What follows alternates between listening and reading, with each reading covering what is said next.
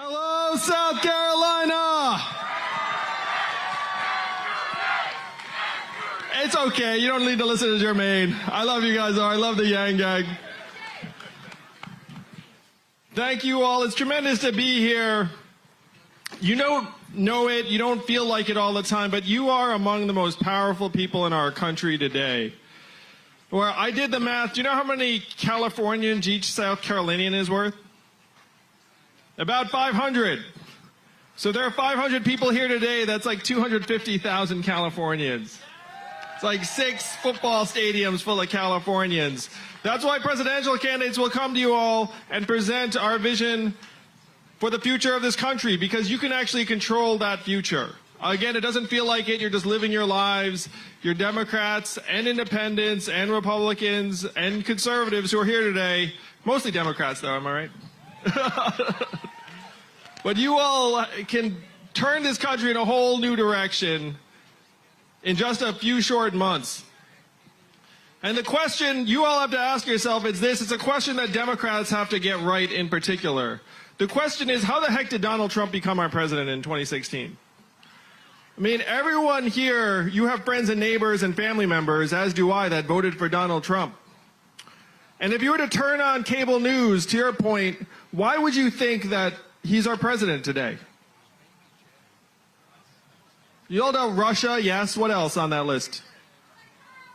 The Electoral College, Facebook, Hillary Clinton, the FBI, emails, all mixed together. But I did the math. There's a very clear and direct explanation for why he's our president, and this is what we have to take to the rest of the country.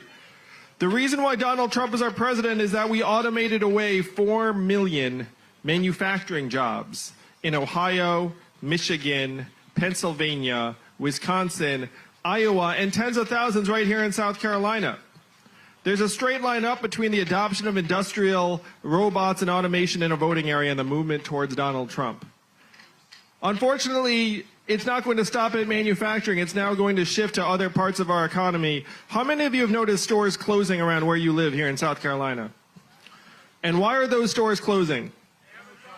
Amazon, that's right, a one-word answer. Amazon sucking up another $20 billion in business every single year. How much did Amazon pay in taxes last year, South Carolina?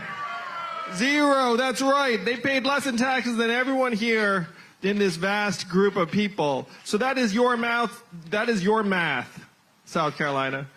20 billion out, 0 back. 30% of your stores and malls are going to close in the next several years. And the most common job here and in most of the country is working as a retail clerk. The average retail worker is a 39-year-old woman making between $9 and $10 an hour. What is her next move going to be when her store closes? Like Jermaine said, how many of you have seen a self-serve kiosk in a fast food restaurant when you walked in? McDonald's is going to roll self-serve kiosks out in every location in the country by 2021. Working in food service or food preparation is the 3rd most common job in our country. When you all call the customer service line of a big company and you get the software voice on the other end, you probably do the exact same thing I do, which is you pound 000, say human, human, human, until you get someone on the line, right? Raise your hand if that's what you do. Oh yeah, everyone's hands up. I do the same thing. That software is super irritating. You like breathe a sigh of relief when you get a person on the line.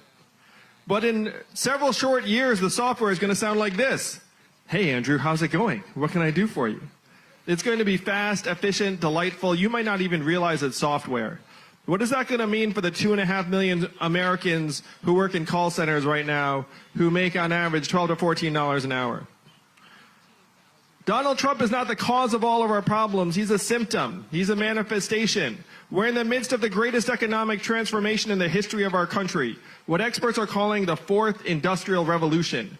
When is the last time you heard a politician say the words 4th Industrial Revolution? Just now, am I right, South Carolina? And I'm barely a politician, in case you haven't noticed. I'm going to talk about one example that's near and dear to many of you. How many of you know a truck driver here in South Carolina?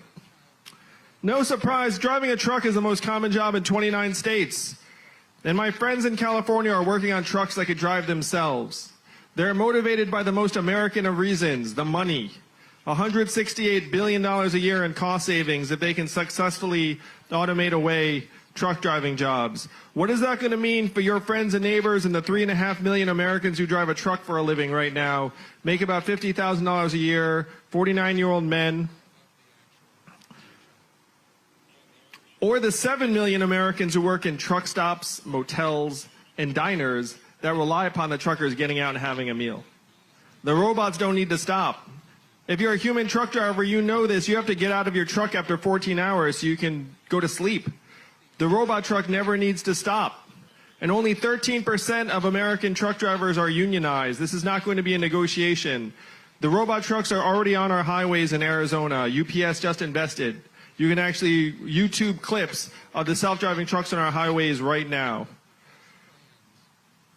If you can imagine what happened to the manufacturing workers dialed up to 11 or 12, that is where we're heading as a country.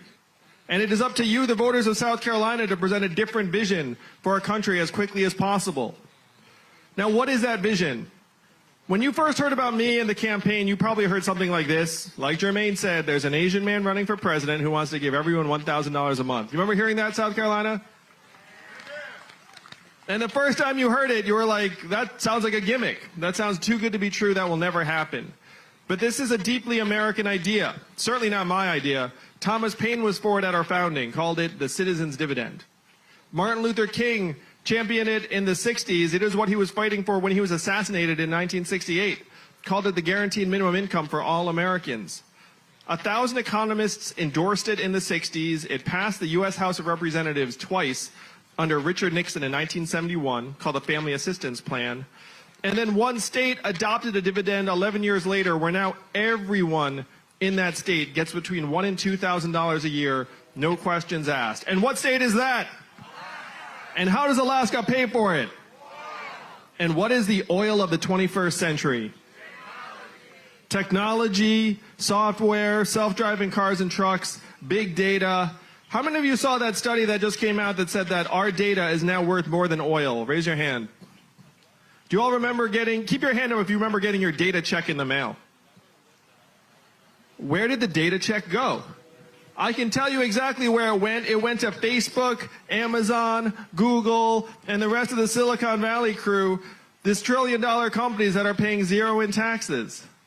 I'm going to ask you all, South Carolina, whose fault is it that they're paying zero in taxes? Is it their fault or is it our fault? It's our fault. It's their job to try and pay as little in taxes as possible. But it is our job, it is your job to make sure they can't do that. Am I right, South Carolina? So this is the vision of a trickle-up economy from our people, our families, and our communities up. We can easily afford this $1,000 a month for every American adult. And after I'm president, thanks to you all, in 2021 and the money comes into your accounts, how will you spend the money in real life? Where will the money go? Go ahead and shout it out.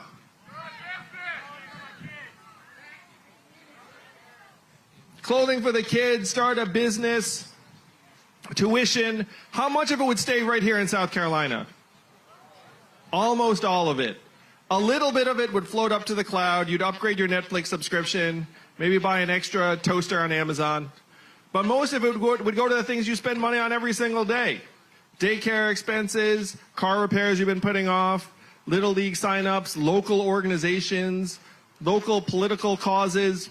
This is the trickle-up economy that you can make real as early as 2021. This is the vision of the economy we have to take to the rest of the country, and with you at the helm, it can spread like wildfire. Because right now, we are heading off a cliff. We're going in the wrong direction. How many of you were excited about GDP when you woke up this morning? You're like, oh, even though it's a weekend, I'm going to make a big contribution. Of course not. It's ridiculous. It's gotten so bizarre that our GDP is at record highs, also at record highs in America today. Stress, anxiety, student loan debt, even suicides and drug overdoses, all record highs. It has gotten so bad that our life expectancy has declined for 3 years in a row. Do you all want to know the last time America's life expectancy declined for 3 years in a row? I love you, Yang Gang. The Spanish flu of 1918. global pandemic that killed millions. That's the last time America's life expectancy declined for 3 years in a row. Now it is declining because suicides and drug overdoses have overtaken vehicle deaths as cause of death in the United States. But it's okay because GDP is high. That's the perversion of the economy that we're in right now. We're following GDP off a cliff, and even the inventor of GDP 100 years ago said this is a terrible measurement for national well-being, and we should never use it as that. 100 years ago. Here we are, trumpeting it.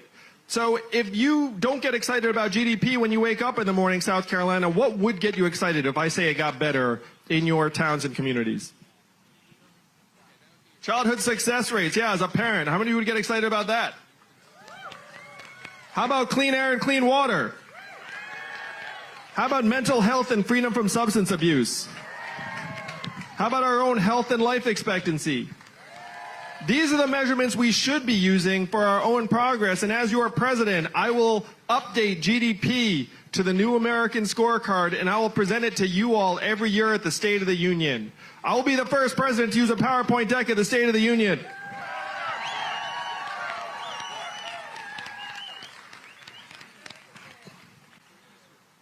I'm going to touch on education a little bit because teachers are so important. How many of y'all are teachers? Right now, teachers are being treated like costs when it's actually the opposite. You all are investments. And a good teacher is worth his or her weight in gold in the classroom because they touch so many lives. As a parent, I can't tell you how grateful I am when I drop off my son and see a teacher that cares about their learning every single day. If you actually measured that impact, teachers would be getting a raise. Am I right, South Carolina? And that's exactly the direction we should go. We should start prioritizing teachers and also lighten the emphasis on standardized tests that at this point are more about telling our kids what they can't do than what they can do. Am I right?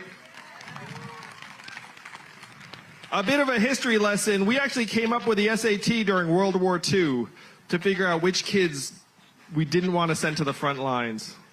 And now we still use the SAT every single year, like every year is wartime. And that's messed up. There's no reason to do it.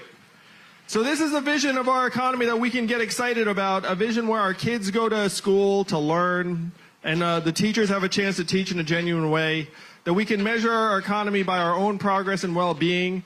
We have a sense of how to solve the real problems of our time instead of serving these productivity stats that are increasingly meaningless. Because right now, unfortunately, we have all been brainwashed to think that economic value and human value are the same things. They are not. And if we persist in acting like they are, we're going to continue to tear each other apart. The technology is not going to care if you're a smart, conscientious, hardworking truck driver or a lazy one. The robot can still do the job better. So we have to wake our fellow Americans up to the fact that it is not immigrants that are causing these problems. It is technology and the evolution of our economy. Donald Trump is our president today in part because he got some of the problems right. He came and said, we're going to make America great again. And what did Hillary Clinton say in response? America is already great. Remember that, South Carolina? And that did not work. We need a different message. We need a new vision. Now, Donald Trump got some of the problems right, but his solutions were the opposite of what we need. What were his solutions? We're going to build a wall. We're going to make America great again. We're going to bring the old jobs back. We're going to turn the clock backwards. We have to do the opposite of these things, South Carolina. We have to turn the clock forward. Am I right? We have to accelerate our economy and society as quickly as possible. And we need to evolve in the way we think about work and value. I'm going to close just talking a little bit. I just left my wife and kids. My wife is at home with our 2 boys, one of whom is autistic. What is her work included at in GDP every day? 0. And we know that's nonsense. Am I right? We know that the work she's doing is among the most important and challenging. This is the vision of a human-centered economy that we have to present to the rest of our countrymen and women as quickly as possible. And I'm the ideal candidate to bring this message because the opposite of Donald Trump is an Asian man who likes math. Thank you very much, South Carolina. Let's make America think harder and win this whole thing in 2020. Thank you all very much. I love South Carolina. We're going to make history together in 2020. Thank you all. Thank you, Yang Yang. Love you guys.